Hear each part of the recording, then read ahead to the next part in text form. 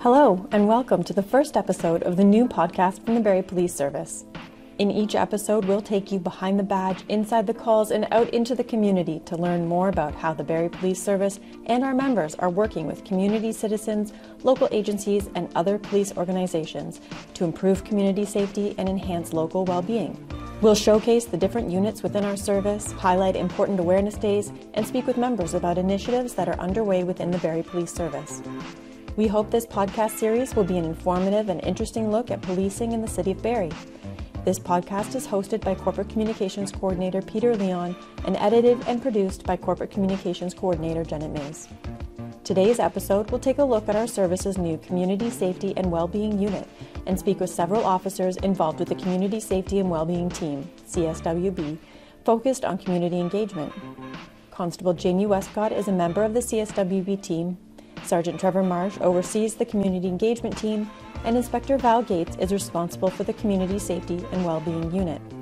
First up is Inspector Val Gates, who spoke with us in February about the launch of the CSWB teams. So here we are with Inspector Val Gates, Inspector of Operational Support with the Barrie Police Service. The Community Safety and Wellbeing Unit just launched officially this week. We've certainly had exposure to this last year with one officer, Constable Kira Brooks, and obviously now the service has seen the opportunity to expand it. This area of responsibility falls under you. How do you, as the overall supervisor of this, how do you see this impacting the service? I think impacting the service by means of kind of taking some of the pressure off of the front line. You know, sometimes you'll go to a call and you really want to spend a little bit more time, but because you're so reactive in that position that you can't sort of give that extra 5-10 minutes to somebody that you've been dealing with. Well, this group, you know, they will have the ability to do that. They'll have the ability to sit down and chat. They'll have the ability to work through some of the things that these people that are calling the police might need help with. So I think as far as impacting, our frontline officers, you're going to see that. You're going to, as far as the community, we want to increase our legitimacy. We want them to see us as human. We want to be part of, bring them in to be part of the solution. And I think by opening these lines of communication and being available, I think that will have a huge impact on the community. And it's really a different way of looking at policing. We've got a new understanding with evidence-based policing and whatnot, and we know this kind of falls into that category as well.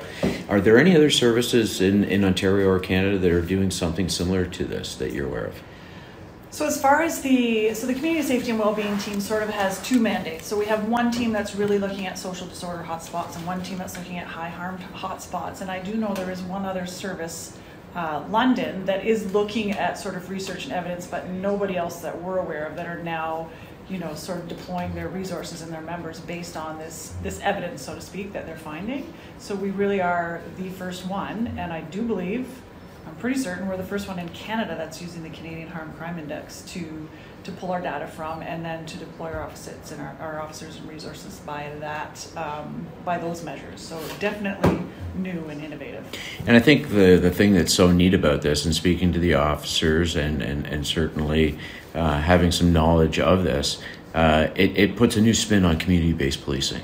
At the end of the day, it's the collaborative effort of everybody, whether it's business owners, whether it's people who live in a specific area, whether it's people that are vulnerable and need the assistance. It's about everybody coming together to be part of the solution. And I think it's not about the police coming in here saying this is the way it's going to be. We're asking for the public for their support, and we continually do that, and we're in a wonderful community where we've seen outpouring of support for different ideas and initiatives. Certainly the downtown area is an area of concern, but the deployability of this to other parts of the city, it's not just going to be confined and tied to one geographic area.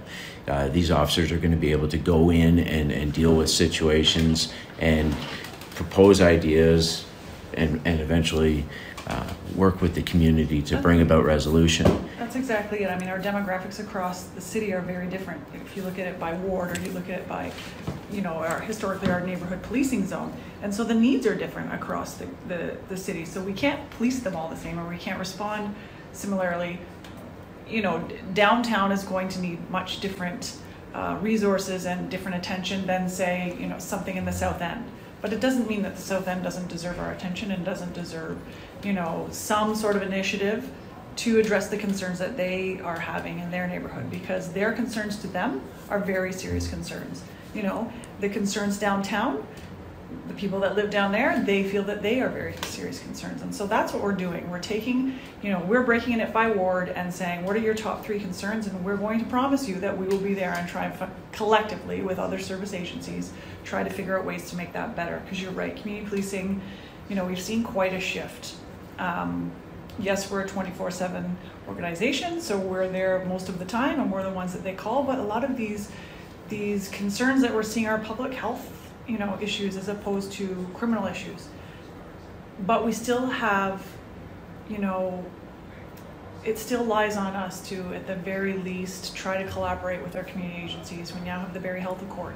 Community Safety and Wellbeing Plan was something, in my opinion, that is wonderful. It's an opportunity now that for us all to get together and collectively come up with, ideas or something to resolve some of the underlying causes of crime. We recognize now that some of the low-level criminal charges are a public health matter, addictions, mental health, and so I think that's a huge shift and a huge way for us to sort of look at servicing our community and helping those that are vulnerable and need the help.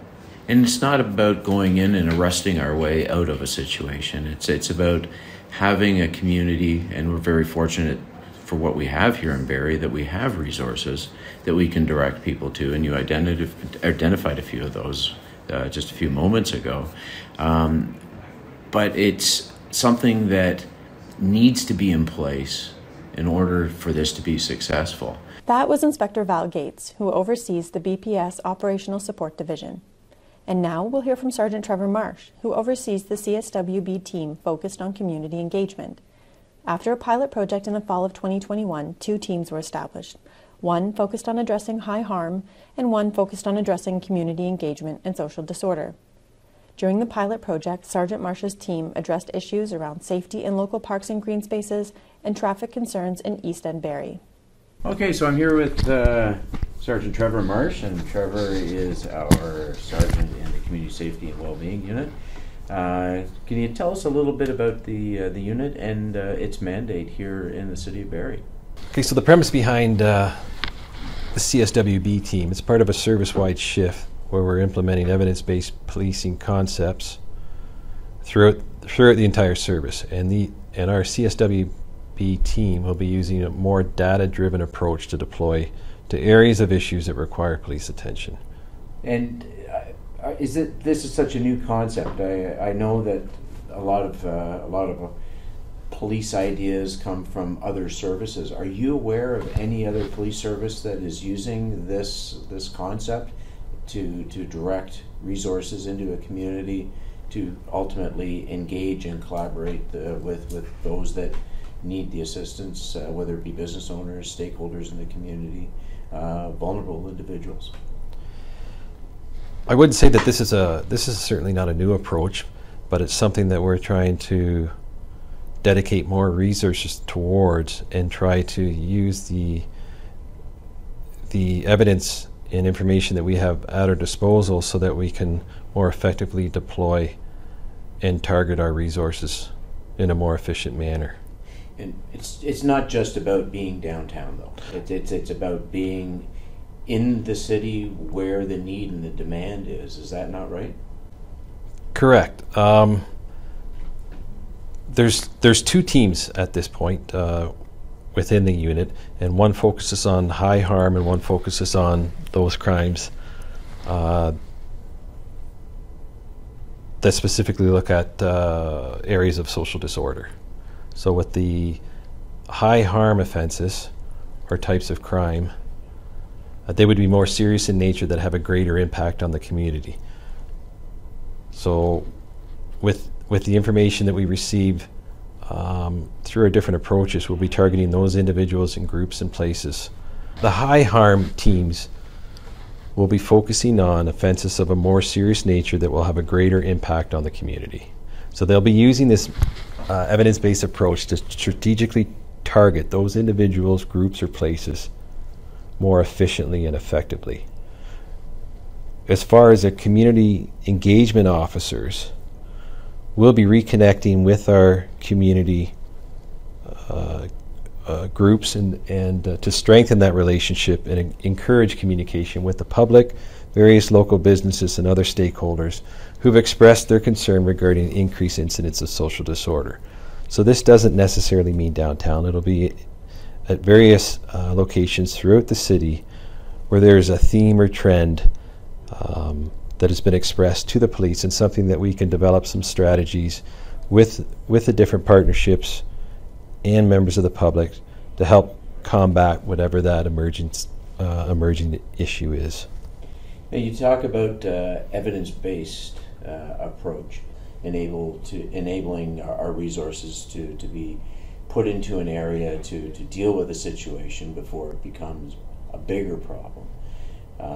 Do you find that this concept is being appreciated and understood by members of the service because it is so new? It's definitely it's a culture shift within the organization, and it's all about education and explaining the different strategies that are being used, getting the buy-in from the different players in different units, and then showing them the benefit. It's a new approach in a new modern policing environment, I guess. And we've seen a lot of changes over the last number of years in proactive, reactive types of policing. This one is more community-based. It's obviously relies on a collaboration and working with all components of society, whether it be business owners, whether it be persons that are vulnerable that live in a particular area. Do you find, or do you anticipate that the response in the community is going to be as appreciated when you bring all those elements together to try to deal with a situation? I think that once they see us and what we're trying to do, and that we communicate one-on-one with the public and the business owners, community supports, and stakeholders, that we can all collectively come up with solutions together, and they can be empowered on being part of the solution. And that's what it comes down to, doing it together, enhancing the delivery of services, and at the end of the day, not only will the community benefit, but the people that are involved in that process will certainly feel as if they're part of a solution to an issue or a problem. And again, that gets right back to the very principles of policing and what we're here for. Sergeant Marsh's community engagement team has been working with local businesses and residents in hotspot areas, reaching out and offering opportunities to discuss concerns. For the officers on the team, such as Constable Jamie Westcott, their skill sets will help them connect with the community and ensure that we can make the best use of our partners and work with the vulnerable population in our city to make sure they can access and receive the services they require, which might not always be police-related. So here we are in downtown Barrie with Constable Jamie Westcott, part of a new unit that has been launched by the Barrie Police Service. Jamie, can you tell us a little bit about what that unit is and what your mandate is? Yeah, absolutely. So we're part of the Community Safety and Wellbeing Unit, specifically community engagement, and part of our unit's mandate is to be here downtown, meet with our community partners along with our business and the BIA in downtown, and come up with a collaborative plan in order to eliminate some of the things that the challenges that downtown face. Now, downtown is undergoing a lot of change, and obviously the last couple of years have not made it that much easier for businesses, for people, and whatnot. How are the business owners relating to this new idea, this new initiative that Barrie Police is launching? Well, being new to the unit and getting out in front of the problem, we'll go door to door and we'll speak to them, and we'll find out exactly what their issues are and how we could liaise and be a part of the problem solving aspect of that. But I think it's just being heard and then coming up with collaborative solutions to solve the issue. Now, I know in cases, unfortunately, there have been some break-and-enters, and some of the businesses have fallen victim to crime. Some of the initiatives that Barrie Police has been able to introduce into the area includes going to these businesses and providing them with a means, I guess, through audits that are being done.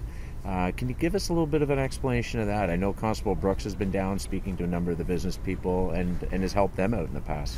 Yeah, every business probably they're one and the same, but they each have their own respective problems. So finding out exactly where they lack in security, where they lack maybe it's a CPTED, crime control through environmental design. Do they need more lighting? Are they in a safer area?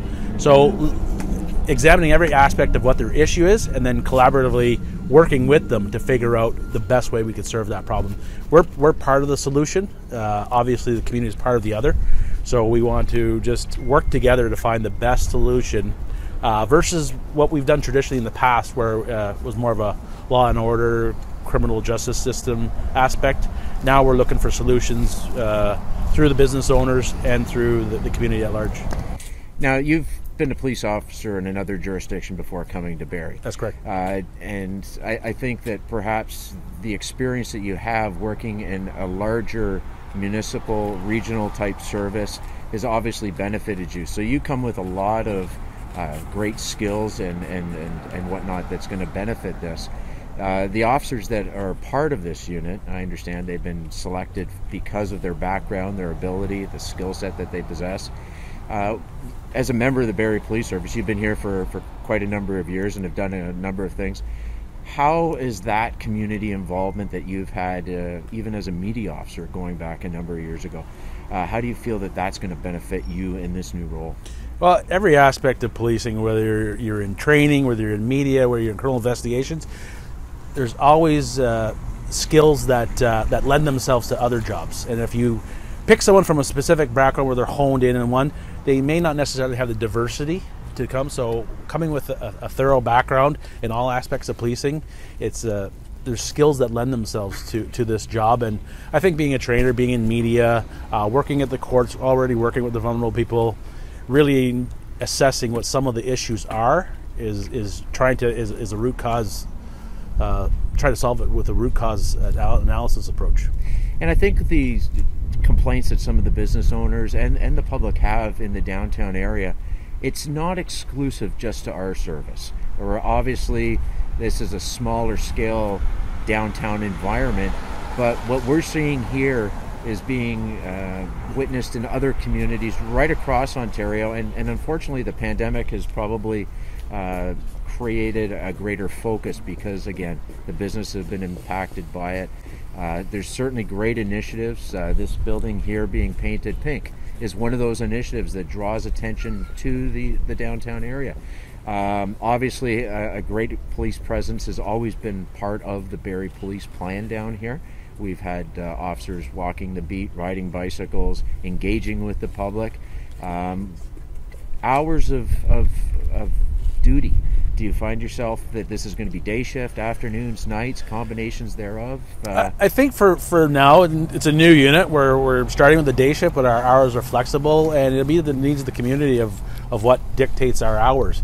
But like when you go back to saying, people complain about Barrie downtown, and what I always tell them, I say, look, this is not a Barrie downtown issue. This is a societal issue. Every major city, whether it be in Canada or North America, faces the same issues. You look at Barrie, we are the largest municipality in Simcoe County. Therefore, we have all the resources. So Simcoe County, we do get collections of disenfranchised, vulnerable people from other smaller communities. And unfortunately, we have to deal with them, but we have the community partners here in order to do so. So it's not a Barrie problem. This is a societal problem that everyone from all levels have to chip in and make better. Being one of the original members of this unit, and setting the foundation for the future, how does that make you feel as a member of this team? I think it's exciting. We come in and we have a goal and a direction we want to go, but I think from here it could only get better. We don't want to spread ourselves too thin in some areas. We want to figure out what the community wants, how do we change the perception, and how do we actually, maybe not even change the perception, but how do we actually solve some problems that not only the business owners face, that these vulnerable people face, because everyone kind of forgets about them, right? If we could help them, they in turn help themselves, and then it helps the community at large. Having people like Constable Jamie Westcott on these teams was critical to ensure that they could hit the ground running and start to take on the important role that they'll be playing within our community. For Inspector Val Gates, that's an important milestone in policing. There's been a shift in what a police officer should look like. We're starting to value things that maybe we overlooked a little bit and didn't put enough priority on, historically, and that's okay too. We need many different police officers, but now we have roles for those police officers that are great with their communication skills, that are, great with outreach, that love working with community agencies, and now we're taking those officers and helping them, supporting them to come up with solutions for that. And then we have our high harm team that really is focusing on those that are causing the most harm in our communities. And so overall, as far as community safety and well-being go, I think this is going to be so impactful. And you're right, we are getting some calls from other services. So we'll see how it goes. We're open to helping anyone out, and we'll let you know how it goes. And this is, it started out as a pilot, but we will be doing yearly reports with data to show, what the success is of this unit. Thank you to Inspector Gates, Sergeant Marsh, and Constable Westcott for joining us to talk about the Barrie Police Service's Community Safety and Wellbeing Unit. And thank you, our listeners, for joining us to learn about how the Barrie Police Service is remaining committed to our community. To stay up to date on the Barrie Police Service, please follow us on Facebook, Twitter, and Instagram, or visit our website at barriepolice.ca.